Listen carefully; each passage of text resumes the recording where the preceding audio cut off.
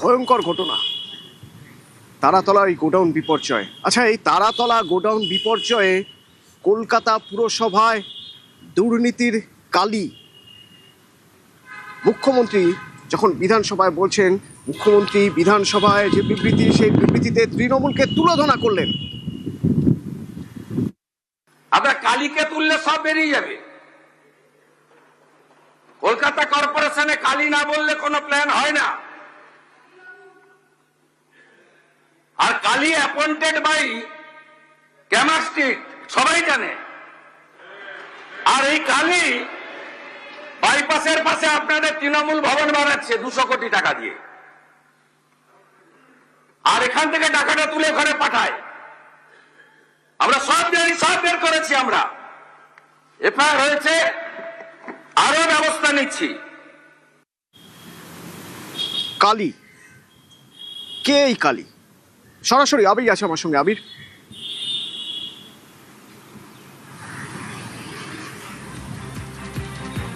অতনু, তুমি জানো যে চেতলাতে কালী পুজো ভীষণ রকম ভাবে বিখ্যাত, এবং কলকাতা পুরসভার মেয়র এবং রাজ্যের পুর নগরায়ণ মন্ত্রী ফিরহাদ হাকিম তিনি যখন দায়িত্বে ছিলেন, সেই সময় তার ঘরে যারা প্রবেশ করতেন তারা বিভিন্ন সময় বেরিয়ে বলতেন যে ফিরহাদ হাকিমের ঘরে প্রবেশ করতে গেলে কালীকে প্রণাম না করে ঢুকতে পারা যায় না। যেহেতু মেয়র ফিরহাদ হাকিমেরও বাড়ি চেতলায়, ফলে সেই কালীর সংযোগ খোঁজার চেষ্টা করা হতো। এহেন কালী তিনি কলকাতা পুরসভার মধ্যে থেকে তিনি কতটা ক্ষমতাবান ছিলেন তার গল্প গত কয়েক বছর ধরে বিভিন্ন সময় উঠে এসেছে, যদিও কালীর সেই আচরণের কোনো যে বদল হয়েছে এমনটা জানতে পারা যায়নি। গত 26শে সেপ্টেম্বর 2024 অয়ন ঘোষ দস্তিদার বলে ভবানীপুরের এক বাসিন্দা, বলা হয় যে তিনি ক্যামাক স্ট্রিটে অভিষেক বন্দ্যোপাধ্যায়ের অফিসের কর্মী ছিলেন, এমনটা পরবর্তী সময় শোনা যায়, যদিও সেই সংক্রান্ত তথ্যের কথা সে সময় সেই অফিস থেকে নাকচ করা হয়েছিল।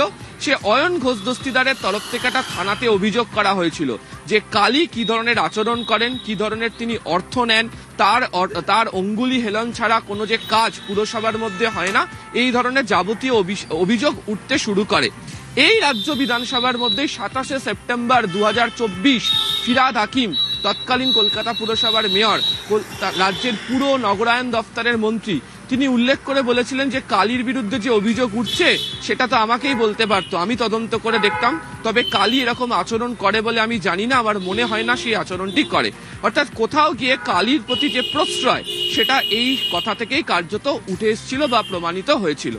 এবং তোমাকে আমি শুরুতেই বলছিলাম যে একাধিক সরকারি আধিকারিক হোক, একাধিক সাধারণ মানুষ যারা দেখা করার মতো করে সুযোগ পান, বিশেষত কলকাতার মেয়রের সাথে, তারা মেয়রের চেম্বারে কিভাবে প্রবেশ করবেন, আদেও প্রবেশ করতে পারবেন কি না, তার এই গোটা নিয়ন্ত্রণটার দায়িত্ব এই কালী বাবুর হাতে ছিল, যাকে চেতলার কালী পুজোর কালীর সঙ্গে তুলনা করা হতো পিছনে তার দাঁড়িয়ে।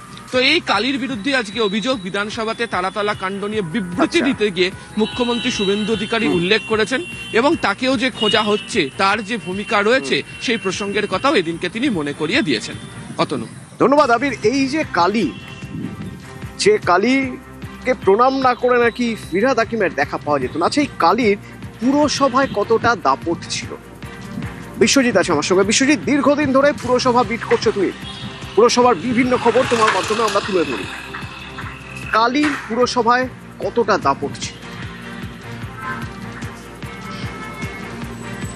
দেখো, এই কালী ব্যানার্জি তিনি কলকাতা পুরসভায় সোশ্যাল বিভাগে তিনি চিফ ম্যানেজার পদে 2010 সাল থেকে ছিলেন, এবং এর আগে যখন ফিরহাদ হাকিম যখন কলকাতা পুরসভায় তিনি যখন মেয়র পরিষদ ছিলেন, সেই সময়েও তার আত্মসহায়ক ছিলেন এই কালী ব্যানার্জি, এবং তার সেখান থেকেই তার উত্থান।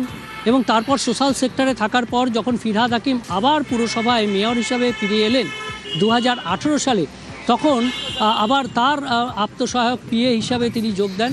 মেয়রের ওএসডি ছিলেন অফিসিয়ালি এই কালী ব্যানার্জি।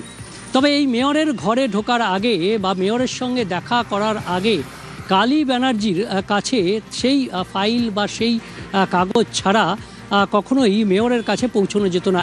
এটা যেমন একটা দিক ছিল মেয়রের পিএ হিসাবে তার যে দাপট।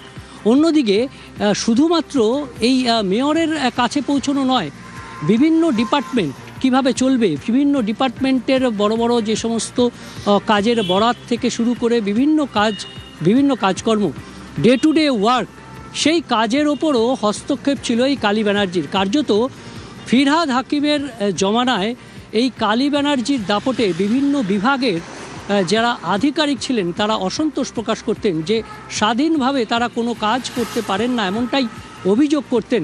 এবং এই অভিযোগের ভিত্তিতে যেমন তার বিরুদ্ধে অভিযোগ করার সাহস সেটাও যেমন ছিল না, কারণ সেই মেয়রের কাছে অর্থাৎ ফিরহাদ হাকিমের কাছে অভিযোগ জানাতে গেলে আবারও সেই কালী ব্যানার্জির দরজা ডিঙিয়েই যেতে হবে।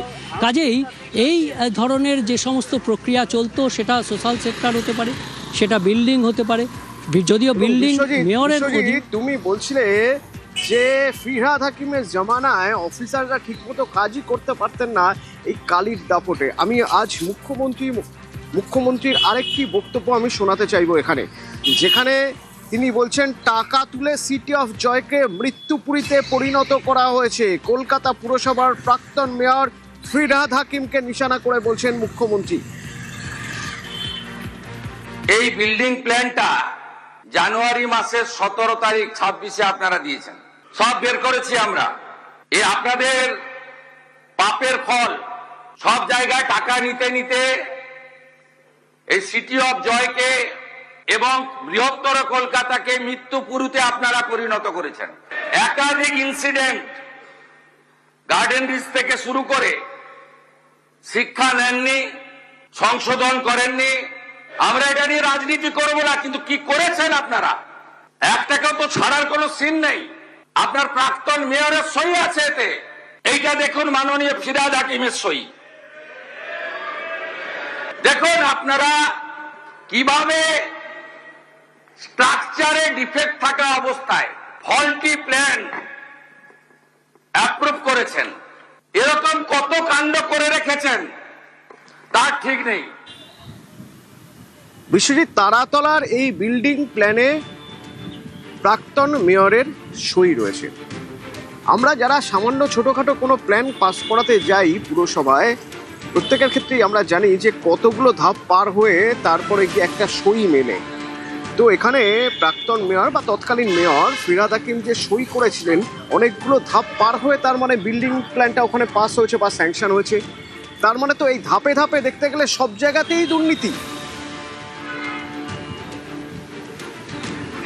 একদমই, অর্থাৎ কলকাতা পুরসভায় যদি কেউ একটা ছোট বাড়ি করতে যায় কিংবা বড় বাড়ি, সব ক্ষেত্রেই প্ল্যান স্যাংশনটা বাধ্যতামূলক। যদিও এখনও অনলাইন প্ল্যান স্যাংশন হয়ে গেছে, তবুও এটা যদি ম্যানুয়ালি করতে হয় তাহলে সেই পুরসভা বা বড়োতে গিয়ে তাকে প্ল্যান স্যাংশন, তাকে জমির মিউটেশন থেকে শুরু করে জমির দলিল, সমস্ত কাগজপত্র, অর্থাৎ সেই জমির মালিক যারা বা সেই জমির মালিক যারা রয়েছেন তাদের সেই কাগজপত্র সহ সেই বিল্ডিংয়ের প্ল্যান করতে হবে। ছোটো বাড়ির ক্ষেত্রে এলবিএস কিংবা বড় বাড়ির ক্ষেত্রে বহুতলের ক্ষেত্রে আর্কিটেক্ট ফার্ম এবং তার যে ভৌগোলিক অবস্থান, এই সমস্ত ছাড়পত্র, লাইসেন্স এবং ফায়ার থেকে ছাড়পত্র সমস্ত কিছু দিয়ে কলকাতা পুরসভার কাছে যে আবেদন, সেই আবেদন যে মূল নকশা, যে নকশার ভিত্তিতে এই বিল্ডিং তৈরি হবে, সেই বিল্ডিংয়ের নকশার কাগজপত্র দেওয়া। এবং সেটা শুধুমাত্র জমা দিলেই হবে না, সেই কাগজপত্র কলকাতা পুরসভার যারা ইঞ্জিনিয়ার আছেন তারা খতিয়ে দেখবেন। বোরোর ক্ষেত্রে বোরো যারা এক্সিকিউটিভ ইঞ্জিনিয়ার তারা দায়িত্ব দেবেন, যারা অন্যান্য ইঞ্জিনিয়ার রয়েছেন, এবং সেই ইঞ্জিনিয়াররা আবার এসেই অর্থাৎ সাব অ্যাসিস্ট্যান্ট ইঞ্জিনিয়ার তাদেরকে ঘটনাস্থলে গিয়ে পরখ করে দেখা। এই প্ল্যানে যে প্ল্যানের গোড়ায় গলদ ছিল, সেই প্ল্যান পাস হয়ে একেবারে প্রাক্তন মেয়র মানে সেই সময় মেয়র তার কাছে চলে গেল, তিনিও সই করে দিলেন। মানে কিভাবে গেল? এই স্রোতের মতো ফাইল চলে গেল, যার বেসিক গন্ডগোল, যে প্ল্যানের বেসিকটা মানে ধরা পড়ে যায়, এটা গেল কিভাবে তাহলে? একদমই এক্ষেত্রে পরিষ্কার যে এই ধরনের প্ল্যান পাশ করার ক্ষেত্রে কলকাতা পুরসভায় দীর্ঘদিন ধরেই যে ঘুঘুর বাসা সেটা হচ্ছে দালাল চক্র। কিছু লোক থাকেন যারা এই কাজটা সহজ প্রক্রিয়ায় করে দেন এবং সেক্ষেত্রে তারা বিভিন্ন বিল্ডিং ডিপার্টমেন্ট বা বিভিন্ন ডিপার্টমেন্টের যারা আধিকারিক এবং মেয়রের কাছের লোক যারা তাদের কাছে তারা সাহায্য নেন এবং এক্ষেত্রে একটা নেক্সাস বা এই যে চক্র সেই চক্র একেবারে কাউন্সিলর থেকে শুরু করে একেবারে মেয়রের দরজায় থাকা কালী ব্যানার্জি পর্যন্ত সকলের সাহায্য ছাড়া এই ধরনের প্ল্যান দ্রুত পাশ করা। আমরা এই প্ল্যানের ক্ষেত্রেও দেখেছি আবেদন করা হয়েছে সেপ্টেম্বর মাসে 2025-এ, অথচ অনুমোদন মিলে গেছে এই প্ল্যানের এবং সেটাও ঘুরপথে সেই 2026-এর জানুয়ারি মাসে। অর্থাৎ এই যে কম সময়ের মধ্যে আবেদন পেয়ে যাওয়া এবং এর যে ডিসেম্বর, এই মাত্র মাঝখানে 3 মাস, এর মধ্যে জায়গা ফায়গা দেখে নিলেন ইঞ্জিনিয়াররা, তারা সব দেখে মাপজোক করে সব কিছু করে নিলেন, বুঝে গেলেন যে সব একদম নিখুঁত রয়েছে, তাহলে এই প্ল্যান পাস করানোর জন্য উপরে পাঠানো যায়, উপর থেকে উপরে, সেখান থেকে মেয়র পর্যন্ত পাস হয়ে গেল, সই হয়ে গেল।